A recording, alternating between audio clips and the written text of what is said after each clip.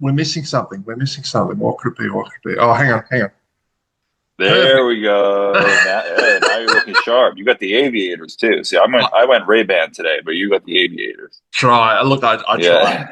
This is going to be really distracting for my viewers, so I'm going to piff this off. You, on the other hand, you keep that. You keep that the Awesome. way you go. This was actually going to be one of my questions. What are the disadvantages of wearing sunglasses inside in dark environments? Well, that's exactly it. Is, especially sometimes the stage gets dark in between songs or whatever, and sometimes we're like, we're starting the next song. I'm the guitar player, so we're starting the next song, and I have to do one of these. Like, what fret am I on right now? I can't see. I need to like come up with some lighting system for the dark, But then it kind of ruins the ambiance, so we kind of just deal with it. Some stages are darker than others too, like a lot of times there's a little bit of lighting in the theater or depending on where we are, but there's been places where it's been just like pitch black, and I'm just like, I have no clue what fret I'm on right now, but hopefully I'm just going on muscle memory, you know what I mean? Hey, helps with So stage fright. What I did notice was, we have frozen. I'm Oh pulling through no, these my friend, are you still sunglasses, there? Oh Yeah. no. Oh no, yeah. What's Sorry, happening? that last 5 seconds you froze, but it's all good. Yeah. Oh, it says my internet connection's unstable. That's not good. When did that happen? I don't know. Yeah. Sometimes the internet around here. I learned that the hard way walking around a music festival at night and thinking it would be a great idea to walk around with sunglasses on, and then immediately tripped over someone that I didn't see, and that was the end of Oh yeah, that. So, totally. Tom, look, mate, this is a question that I'm going to have I'm sure we'll have a very well rehearsed answer because I'm sure you get asked it all the time. But yacht rock, I did not see this one Yeah, coming. What? I know, right? I mean, I don't think a lot of people saw it coming. When we started the band, we thought we would maybe play three shows. You know what I mean? It was just like, we heard there was a Sirius XM satellite radio channel called Yacht Rock, and so a couple of the guys were in a hot tub, as the story goes, and they were like listening to Yacht Rock. Wow, I love this song. I love this song. We should like make a band that's like a Yacht Rock band. And so that started it all. And now, like I said, like we would reach out to venues and be like, "Hey, we have a Yacht Rock band. We're gonna play it." They're like, "A what? A who? What?" Like, I don't know about that. I don't know about that. We got a lot of like, I don't know at the beginning, and then a couple of guys took a chance on us, and of course, it like our first show ever was like sold out, line down the street. It was like, oh, it was just like something that people wanted, and not many people knew that everybody wanted. Like as great as all the classic rock bands are, AC/DC and Zeppelin and Black Sabbath, we all love those bands. But like there's been 1,000 bands that have done their songs. And so this is like an area of the 70s and 80s that hasn't really been conquered. So here we are. And it's interesting, like you mentioned, you know, Sabbath and a lot of bands. We primarily cover heavy music and metal and whatnot. And Right. it's funny, all of our, 90% of the bands that we would talk to, they would, when they're trying to sell their new stuff, they'd be like, oh man, it's the heaviest thing we've ever done. It's so angry. And then you've got you guys on the other hand going, this is the softest rock you've ever heard. It's so soft. It's Right. buttery soft. Yes, exactly. I will say that we kind of definitely put a more modern rock edge to these songs, especially if you hear our recordings. We just announced, literally before I got on this call, I saw that our label announced our new full length album, Seize the Night, is available for pre order. And those songs are like, you know, we have the guitar. I'm the guitar player. There's a little bit more distortion than you're going to hear back in the 70s and 80s versions. A little heavier distortion. Yeah. Our drummer is hitting the drums a bit harder. You know what I mean? We're putting that modern edge to it, which I think our audience really receives. And we've heard a lot of times is like, oh, like no disrespect, the original artists are all like the kings of the studio. Honestly, all those guys.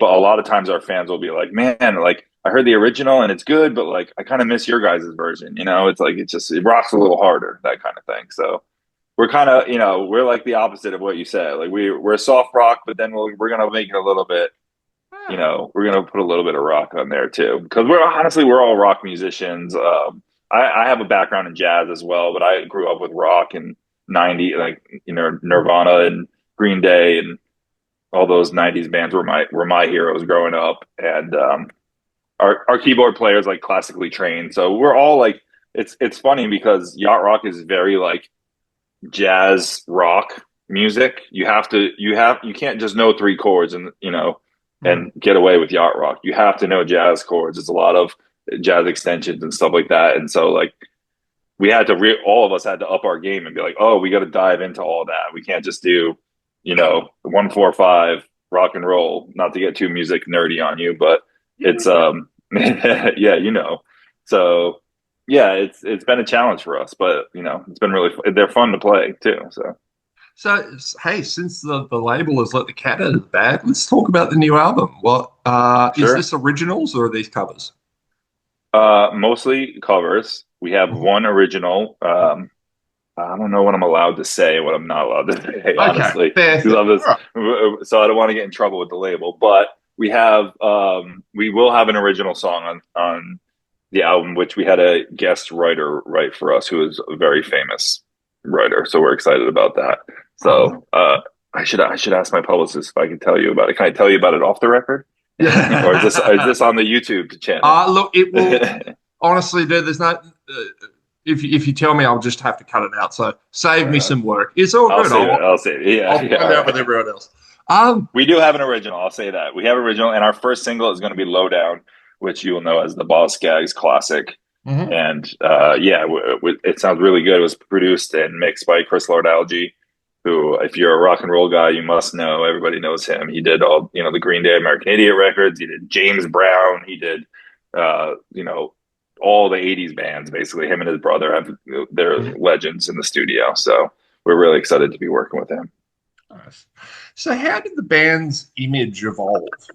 How was it always like were the costumes and everything? Was that an early part of it, or did this? Yeah, that was day one. We knew we were going to wear captain's hats and jackets, and it was just a matter of the only thing that's really changed is our first couple of shows. We kind of had like '70s type shirts on underneath with like '70s floral patterns, and we used to have like ascots and scarves and stuff like that. And we kind of just found that it just the image looked better if we all just wore the same thing, clean white. And then, you know, we all have the same Yachtley Crew patch on our thing, and then we have the Yeah. full captain's outfit underneath, which is a reveal spoiler for the live show. And the You know, we take the jackets off at some point. oh, But yeah, it's kind of just been like I think you know, we realized that it was just a much cleaner look when we all had the exacts, because we would all have different shirts on underneath and like, oh, you know, a different ascot or that kind of thing. We might even had fake mustaches in the beginning, like that kind of thing. Because, you know, we weren't taking it, we're still not taking it too seriously. Like we take the music seriously, but we don't take ourselves too seriously, you know? So yeah, that's kind of how the image evolved. yeah, I could tell that you didn't take yourself too seriously from the press shots of you guys all in the cruise pool with the guy died doing a dive bomb in the Yeah, background. yeah, yeah. We all, you know, we're out to add it because that's our show. You'll see. Which city are you in? I'm in Brisbane, mate. Brisbane. All right, great. So that's going to be at the Triffid on May 18th. We'll get you on the guest list if you want to come out. But that will be, you know, you'll see at the live show that it's just where we have choreo, stage banter. You know, it's just a fun. We're not making fun of the genre, but we're having fun with the genre at the same time. But really, we're paying. We always see it as like, you know, a lot of the original artists are can be at first they were offended by the yacht rock term, which we didn't invent the yacht rock term. Mm. We took the ball and ran with it really. But we always let, you know, when we run into these guys, and we have run into them. We've had them up on stage with us a few. We had Elliot Lurie from Looking Glass, who sings Brandy. He came up on stage with us. Peter Beckett from Player came up and did Baby Come Back with us. And we all let them know that like those guys are legends to us, you know, and we're really just like, you know, paying homage to them. And we're not, we're having fun on stage, and it's a reason for people love a reason to dress up. You know what I mean? The Yeah. crowd comes dressed up like us. They wear the scarves and they got the hats, and women wear all these like sailorette outfits and all that kind of thing. It's really fun. So it's really just about an excuse to go like listen to some of the best music ever and party, which I think Australia is going to be down with, from what I've heard. Oh yeah. Oh look, we love it. I feel like the merch ideas must write themselves. Are you selling captain's hats? Oh yeah. Oh yeah. We Captain's hats are probably number one seller because people get to the show and they see everybody else wearing a captain's hat and they go, wait a minute, we can't be the one left out. But yeah, we have a lot. We have a lot of we got keychains and stickers and all a bunch of different T-shirt designs and all that kind of stuff. And yeah, so merch is a big part of it for sure. Nice. So, have there been any surprising fans?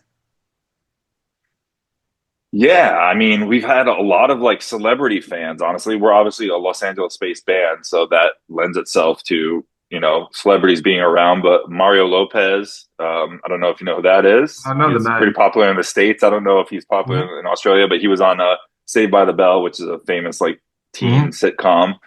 And now he's like the host of literally everything. Like we joke, we like go to a hotel room and turn the TV on, and Mario's there hosting. Anyway, he's a huge fan of ours, and he's been to a bunch of shows. And we play his golf tournament fundraiser for a children's hospital. We do that once a year in Burbank, California.